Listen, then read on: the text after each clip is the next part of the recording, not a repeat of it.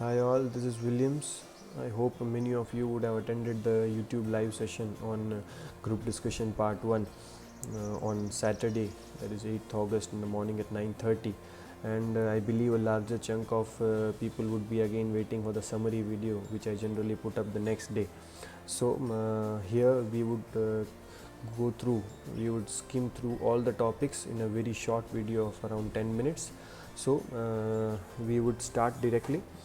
So guys, we would be talking about group discussion in two parts. This is the part 1 and the part 2 would be taken up on 15th August again in the morning. So first we would like to see what group discussion basically means. So when I say a group discussion, it's actually a discussion group.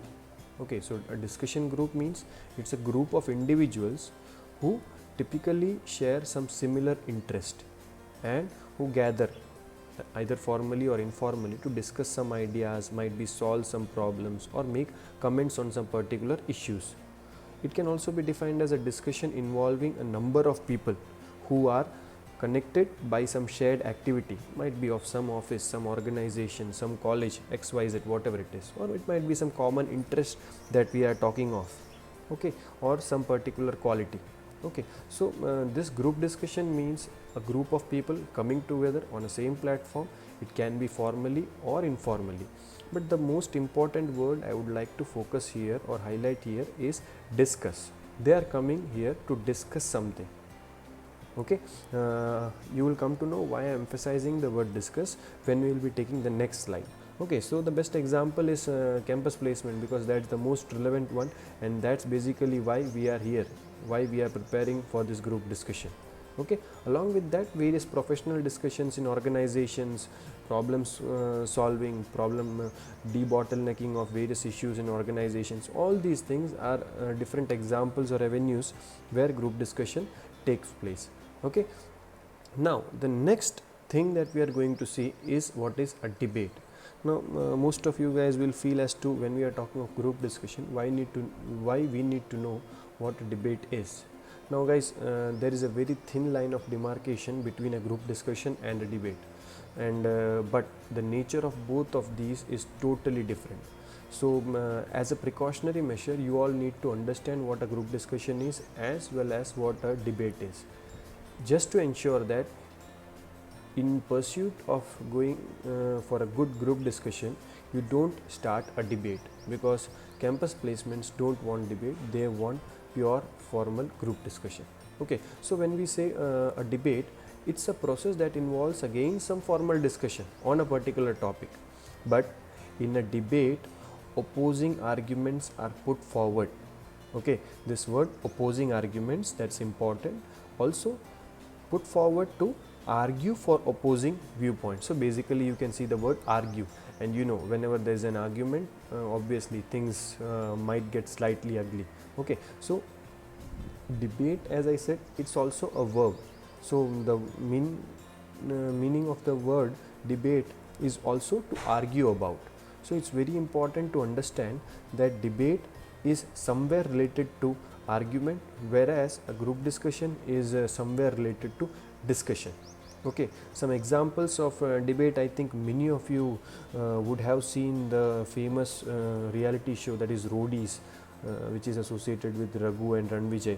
So there you can see the actual form of what debate is something like and how ugly it can get into. Okay, some common examples are general body meetings of different organizations, associations, and on a lighter note, what we call a parliamentary debate. So that's where the things get out of control, no one is listening, everyone is speaking, so you don't know where we are moving. So that is what a debate is. So we need to be very clear that group discussions are pure, very much formal. We need to obey a set of protocols, we need to maintain some discipline. About all these things we would gradually come in detail, but we need to understand the difference, that we are going for a group discussion, we are not going for a debate. Now the objective of a group discussion is to scale or to measure the personality traits of the participants. Now which personality traits are we talking of? It is basically interpersonal communication skills, how well we communicate with different people. is not about only speaking and speaking and speaking. That is the difference between a debate and a group discussion. In debate, you feel that you keep on talking, you keep on pressing your point and you win somewhere. But in group discussion, it's totally different. You need to talk and you need to ensure that the participants, the group there, is understanding what you're saying. You make some sense. So this is what is important, that your interpersonal communication skills should be really good. Second thing that they check here in group discussion is your confidence in public speaking. Guys, most of us have good confidence, or they can speak very well in their peer groups, they can speak very well within their family, in their close, the people whom they are very close with. But what's required here is you need to be able to communicate confidently in different groups. In an industry, in an organization, you need to communicate with your subordinates, with your colleagues, as well as with your superiors. So in all these cases, your confidence in public speaking, you need to make presentations. So at all these places, you need a lot of confidence. So your confidence in public speaking is also very important. So that is also measured in this particular group discussion. Third important, or I would say one of the most important things that is scaled or that is checked in your group discussion is your leadership skills. Guys, it's not at all about how fast you can speak, how well you can speak, or how much you can speak. It's about how well you coordinate the things in a group, how well you coordinate the discussion that is going on in the group. That is what is most important. How well you are listening, how well you are able to give chance to people who are not able to speak. Such activities, such attributes of yours are widely noticed. Such traits of yours, personality, are widely noticed, and you do get acknowledged for such qualities if at all you possess and you show them at the right place. So leadership skills, again, they are very important. How these things are checked and what all instances you can come up with such skills, we'll be discussing in the next session. Listening skills, this is something that probably no one wants to do, but this is exactly what people want to see, that are you a good listener? Because it's about more of listening, understanding what people want to say. Because in an organization, it's not only about how well you can command, how well you can order to your subordinates. It's also about how well you can grasp information from different avenues, from different areas, from different people. So listening is also very important. How you can get information from different places, how you can scan the knowledge based on that, and accordingly how you can take your decision. So listening skills, how good listener you are, is also very important when you are indulging in group discussions. Your problem solving skills, again, very important, because in a group discussion you might be given a topic which is either having two different aspects, or might be you are either with the topic or you are against the topic. So how well you manage, how you take your stand, how you go through, how you make your points, how you connect the dots, and how you convince the people that okay, this is what I want to say and this is why I am saying this. That's very important, because in industries sometimes when various issues come up, you need to have communication, you need to have a discussion among various people, and you need to come out with solution. So this is where these skills are very much applicable. General knowledge and current affairs, again, very important. In the subsequent slides, when we will be going through the types of group discussion, we will come to know what is the importance of general knowledge or current affairs. Because if a topic something like COVID-19 or Indian economy is given, might be GST, demonetization, older topics are given, how many of you guys would be able to talk? That's very important, because if you need to talk, you need to have something to talk about. These are not topics where you can just put out your opinions. These are topics where you need to put out facts and figures. So your general knowledge and current affairs are also checked in this. Again, how good a team player you are, how well you fit in the team, how well you are assimilating yourself in the group that is participating in the discussion is also very important. It's not at all a one-man show. In a personal interview, it's a totally different scenario, but in a group discussion, it's a team game. So how well you jam with your team members, how well you interact, and you can say work with your group, that's also very important. So these are the personality traits that the interviewer or the moderator are looking on in the participants. Now, there are various roles that a group discussioner plays. The different participants, they generally take up different roles in a group discussion. Okay, so some of these are, I would just like to summarize so that we come to know what are we probably doing there, or what is the personality aspect that we are trying to showcase there, because some of these it should not be done by us, some of these should be done by us as much as possible. Okay, so might be a beginner or the person who opens the forum, generally someone who is very confident, who has a good knowledge of the topic. They generally come up and they start the topic or the discussion. So this is what is expected. So anyone who wants to be a beginner or who wants to open the session, he should always ensure, he or she should always ensure that they don't get overconfident and then they don't keep on talking and talking and talking. They should ensure that they speak for an optimum amount of time. They should give a brief intro of the topic, they should put their opinion, and then they should invite someone to continue.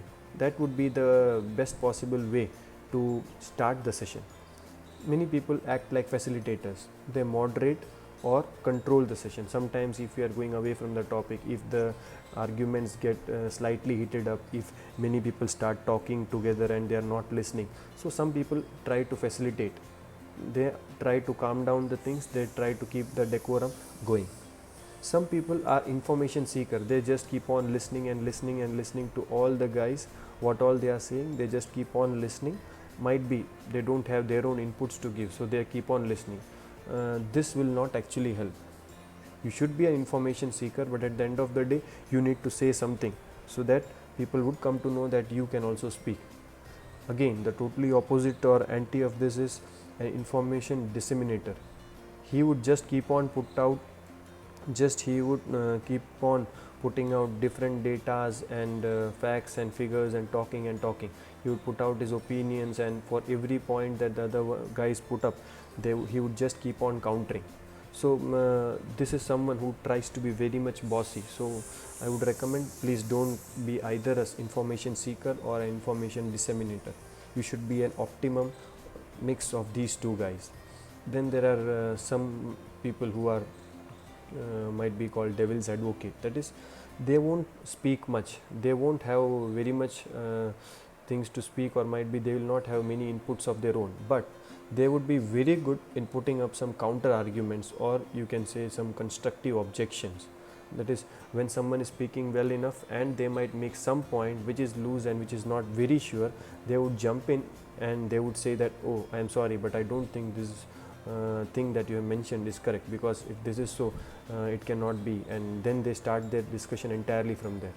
So devil's advocate, that's why they are generally called devil's advocate. On a lighter note, they would just come in and counter the arguments and give some constructive objections which you cannot object, because they are at some point of time they are correct. So such people also make their impact very well.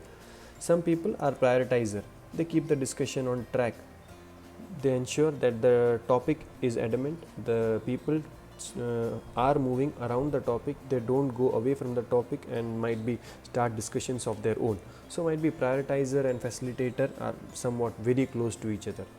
Supporter, again, this is one of the roles which brings out your leadership skills. Sometimes in group discussions we see that one or two guys, at least they try to come up with some point, but they are not able to make an entry. They try again and again and again, but they are overpowered, might be by those guys who are very fast and overshadow them, and they do not allow them to speak. In such instances, some guys come up and then they help these guys to make an entry. They ask the others to just listen to this guy who is not able to put up his points, and then that guy is also able to put up his points. So such people who allow others, or who facilitate, or who supports other guys who are not able to speak, they are generally known as supporters. Such roles are very crucial as far as group discussions are concerned, because this shows your leadership aspect or your management aspect, where you are giving a chance to those who are not able to speak or put up their points. And exactly the opposite of beginner is the concluder, or who puts in the closing remarks, or he would like to summarize the entire discussion of the topic in the group discussion. So that again is also very important. So beginner as well as concluder, they have very good opportunity to summarize the things well, unless and until they don't make this opportunity go in vain, they have very good chance to make it to the next rounds. Okay, so now as I already said, there are many types of GDs. It cannot be put specifically in numbers. There are actually many types of GDs, but I would just like to categorize them into two parts. First one is the knowledge based topics. So as the name suggests, knowledge based topics means they are very much specific. It can be COVID-19, it can be Indian economy, it can be Air India crisis, it can be privatization of PSUs, etc. They don't go with your opinion. Here you cannot keep on flashing your opinion again and again and again. Okay, sometimes it's okay, but here what you need is good understanding of the topic. You need to put in facts and figures, and believe me friends, these things does not come overnight. You need to devote some time on a daily basis to update your current affairs, to update your general knowledge. Okay, and the second type is conceptual or might be controversial or opinion seeking topics. So as I always give the example that love marriage versus arranged marriage, government college versus private college, these are the areas where apart from your overall knowledge of these topics, your analytical aptitude, your convincing skills, all these things also come into picture. Your bookish or theoretical knowledge is not enough in these topics, these kind of topics. Your own stand is important. Okay, I believe that government college is good. Okay, why? These are the things that I feel. Okay, I believe that the private colleges are good. Okay, because of these things I feel so. Okay, so these are the two broad categories which I feel are important for all of us to know, because most of the time it will be either of the two categories. Either it would be very much knowledge centered, or it will be something like it's an opinion seeking. Okay guys, the importance of a group discussion, it's very clear. It's the bridge between the technical elimination round or written test that you say and the personal interviews. And group discussion is very crucial because a large number of students are eliminated directly in group discussion. And I would say the technical or the branch specific knowledge is virtually irrelevant in group discussion. Whether you are from engineering, whether you are from science, or whether you are from might be arts, whatever it is, the subjects given there, it would be either related general knowledge or it would be some general topic. There your subject knowledge is irrelevant. So as a result of which, sometimes the best academic guys lose, as well as some of the times the average students or the backbenchers as we call them, they outperform them. So that's very important. When you are presenting your points, your connectivity, how you put in your points, your connection of thoughts, the way you represent your points, the way you support your thought points with your facts and figures, that's very important. It shows how well you can communicate with the audience, how well you can convince people about what you feel. Okay, so as I said, large number of students might be screened simultaneously. 15-20 students sitting in a group discussion for 10 minutes, might be just 1 or 2 will make it to the next round. So out of 15, 1 or 2 would be selected, rest 12, 13, 14 might be, or even 15. The entire batch may not get through. So it's very important. A good group discussion broadens the knowledge of the topic, because one particular topic, 15 students are talking on it in totally different aspect. So for a single topic, you get to know, especially this happens in opinion seeking topics. Like, okay, this is a topic and a student sees it in a many number of different aspects, different angles, which we would have never come across. So it's very important. So that is the reason why sometimes group discussions are some of the most interesting part in a campus placement. Okay, and as I said, it always checks up a plethora of your individual abilities as a student, as a person, how well you can perform in groups, how well you can speak, how confident you are, and a lot of other aspects of your personality are checked simultaneously in group discussion. So that's the reason why group discussion is very much important. And sadly though, that most of us or most of the students never practice for group discussion, and at the end of the day they go in there without preparation and make blunders, and even though they have good technical knowledge and might be they are academically very sound, they don't make it even to the personal interviews. Okay, guys, so after this, the next session that would be on 15th August, Saturday again, we would be taking the part 2 of group discussion. That would be the final day for group discussions, where we would be taking up very important do's and don'ts in group discussions. There are a lot of such things that you should never do, and there are a lot of things that you should definitely do in a group discussion. Again, we would be discussing some very important tips for cracking a group discussion or getting through a group discussion, and I would try to just make up some points which will definitely help you guys in improving your group discussion skills. So guys, with this I would like to end this short video on group discussion.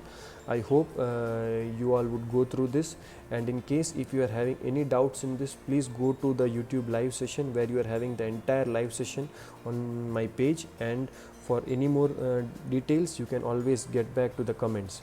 Again, I would like to request you all to just subscribe, like as well as comment, because your comments are very much important.